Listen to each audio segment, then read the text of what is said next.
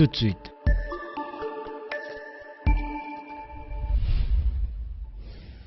Le journal.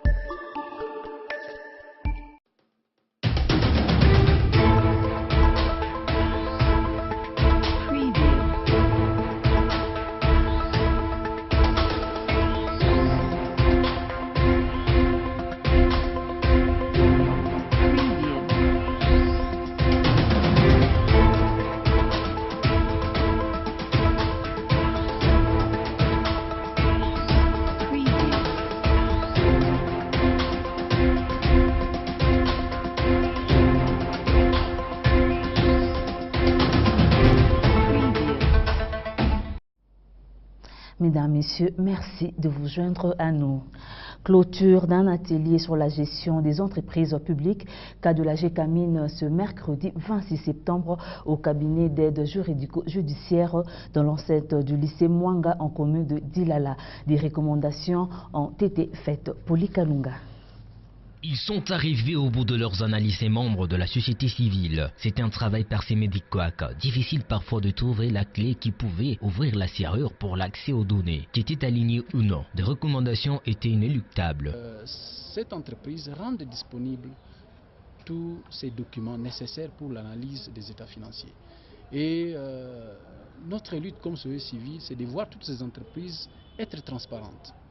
Donc, rendre disponibles les documents nécessaires que nous, citoyens congolais, pouvons bien analyser et donner nos points de vue. Parce que, je dois vous le rappeler, les entreprises publiques sont les entreprises qui nous appartiennent. Ce sont les entreprises qui appartiennent aux citoyens congolais, ce sont nos entreprises. Donc il est important que nous puissions savoir tout ce qui se passe à l'intérieur, parce que ce sont les entreprises qui nous appartiennent. Donc c'est important que cela soit fait par la société civile. Il croit sur la mise en application de ces recommandations. Il y aura des effets positifs au niveau de la GECAMIN, au niveau de la RDC. À son temps, nous disions que Kolwezi, c'est les poumons de la RDC. Mais il est encore reconnu que Kolwezi ou Lualaba, c'est la capitale mondiale du cobalt. Donc ce n'est pas loin de ce qu'on disait.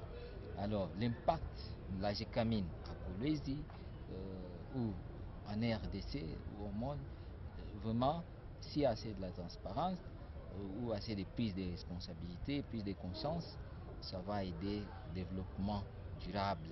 Ces recommandations seront déposées tant à la GECAMIN qu'au secrétariat technique de l'initiative pour la transparence des entreprises extractives.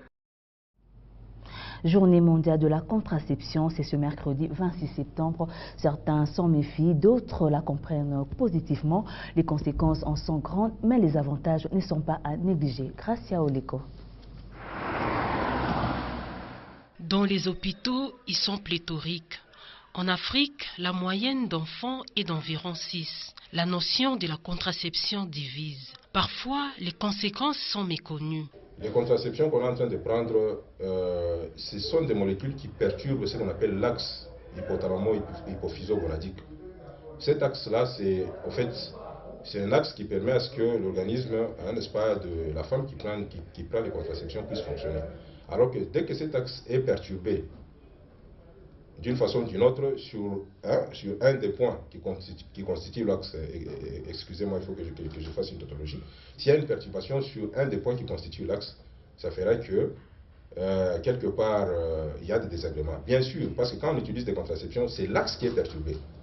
L'axe ne fonctionne plus normalement. Donc, les sécrétions des hormones ne sont plus comme elles devaient être normalement. Il est donc difficile de parler de grossesses indésirables, mais plutôt des grossesses inattendues. Ça fait polémique. Pour moi, le premier inconvénient sérieux d'abord est si la femme faisait cela sans consentement de son mari. Dans la plupart des couples, ça mène les divorces et les désaccords ou les disputes. Et à partir de ça, déjà c'est un inconvénient qui est confirmé comme inconvénient premier. Parce qu'il y a de ces femmes qui s'hasardent à faire cela sans consentement de son mari. Ça, c'est la première des choses. Et la deuxième des choses, quand on applique ces contraceptifs, il y a de ces femmes qui ont de surpoids. Et en termes de surpoids, on ne voit pas seulement le surpoids, on voit d'autres, au lieu qu'il y ait surpoids, Tu vois, la femme, elle commence à devenir femme, elle commence à faner à cause de ses contraceptifs. Pourquoi? Parce qu'il y en a d'autres qui appliquent cela sans pour autant qu'on leur fasse des tests à proprement dit pour déterminer que la femme doit prendre tel contraceptif ou tel autre. Il faut voir le médecin. Parce qu'il y a des examens appropriés.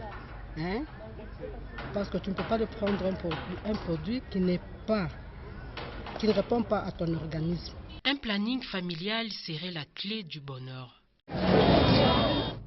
Le 27 septembre de chaque année, le monde célèbre la journée mondiale du tourisme. Au Lualaba, des activités sont prévues pendant 3 jours. Le tourisme et la transformation numérique est le thème choisi. Les préparatifs vont bon train. Odilon Mouipou.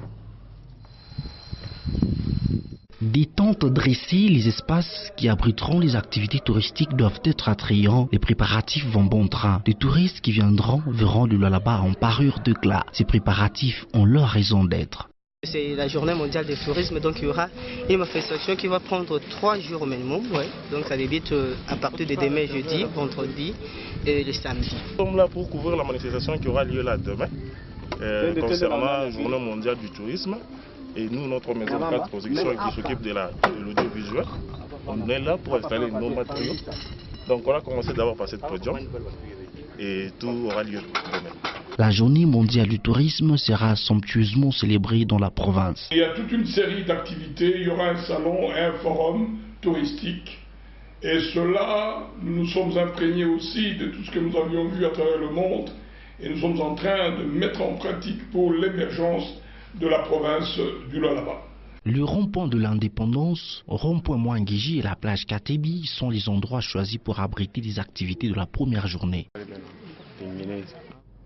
Le chef de l'État, Joseph Kabila, a tenu son discours ce mardi à la 73e Assemblée générale des Nations Unies. Il a réaffirmé son engagement à conduire le pays aux élections à la date du 23 décembre 2018. Quelques points sur la situation politique de la RDC ont été abordés. Suivez. En dépit des défis énormes qui jonchent encore son parcours sur tout le plan, comme l'année passée, je réaffirme le caractère irréversible de la tenue des élections prévues à la fin de cette année. Ainsi, la situation politique de mon pays gagne en lisibilité. Toutes les échéances prévues au calendrier électoral en vue de prochains scrutins étant à ce jour tenues.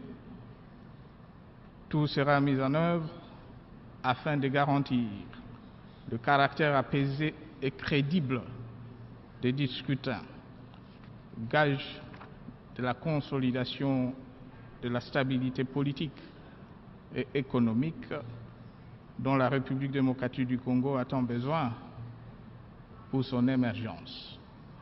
Nous ne saurons pas faire de l'ONU une organisation pour tous si l'ingérence caractérisée de certains gouvernements dans les affaires relevant sans aucun doute de la politique intérieure des États, en violation des règles qui la régissent, est dangereusement tolérée, sinon banalisée.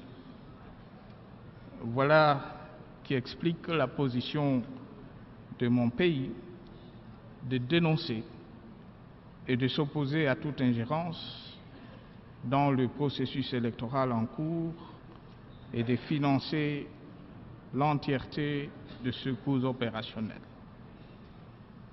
Par ailleurs, mon pays exige le retour fondamentaux en matière de démocratie et de droits de l'homme, un des sujets à la base de la diplomatie à géométrie variable, instrumentalisée à outrance par certains pour affaiblir sciemment des pays qui ont pourtant décidé de se tourner résolument vers le progrès. Début de la campagne de vaccination contre la poliomyélite ce mercredi à Kapata dans la commune de Dilala. Plusieurs enfants ont été vaccinés. Les parents étaient satisfaits. Elisa Soumani. Le cri de ces nourrissons ne traduit pas la douleur. Ils ingurgitent une dose de vaccin. Il ne sera pas atteint de la poliomyélite. C'est une satisfaction pour les parents.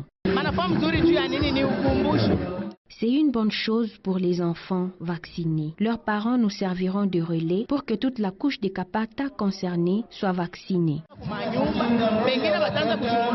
C'est une flopée d'enfants de 0 à 5 ans qui sont concernés par cette vaccination. Kapata a été ciblé pour les débuts de cette campagne. Ce n'est pas un choix aléatoire. Comme nous savons que dans les provinces voisines, nous avons beaucoup de cas de 0,2, donc des cas où on a des enfants qui n'ont jamais été vaccinés. Nous avons souhaité que le lancement de cette campagne se fasse à Kapata pour que la population soit le mieux sensibilisée et qu'au finish, tous les enfants soient vaccinés. Nous savons que Kapata regorge actuellement des sites miniers, des creusers artisanaux et un afflux de population qui vient un peu de partout. Et cela fait qu'il y a beaucoup aussi d'enfants qui viennent d'ailleurs, qui ne sont même pas de la province du Lualaba, qui sont encore zéro dose ou non encore vaccinés et qui constituent un grand risque de pouvoir faire l'éclosion de l'épidémie de la poliomyélite. Cette opération de vaccination débute demain et s'achèvera samedi. Et puis en sport, avant de clore ce journal, l'entente urbaine de football s'est poursuivie ce mercredi 26 septembre au stade récréatif Manika en commune de Dilala. Le FC Kasombo a été tenu en échec par AS Mika. Junior Mbayo. Mauvaise entrée du football club Kasombo en championnat. Les hommes du président Kapend étaient déterminés pour arracher la victoire de la première journée. AS Mika surprend.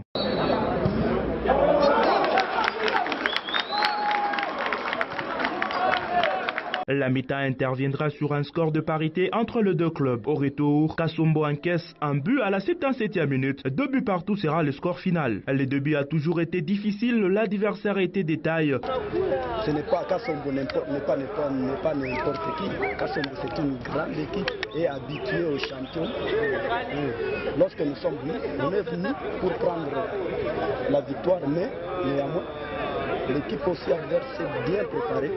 Vous-même, vous avez vu comment est-ce que c'est nous qui étions les premiers à marquer. Et nous sommes revenus au score 2 fois pour dire que Mika est fini. À suivre le samedi à 14h, Atos Football Club jouera contre Soutissa et à 16h, le Football Club Nseke croisera de fer contre TP Mukuba. Fin de ce journal, merci de l'avoir suivi. L'actualité se poursuit sur www.wangu.info.